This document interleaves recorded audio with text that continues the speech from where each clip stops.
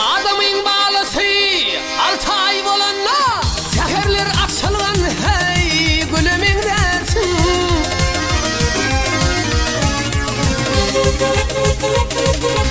3 yaşımdan 4'üme kadam batanda arasından sayılanan hey balımın dersin.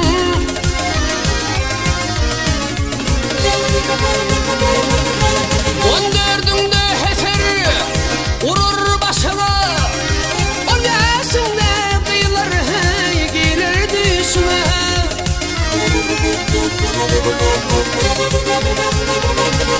Ey ardı eylep yetsene yürünmesine, büyük dağdan inen hey silemin dertim.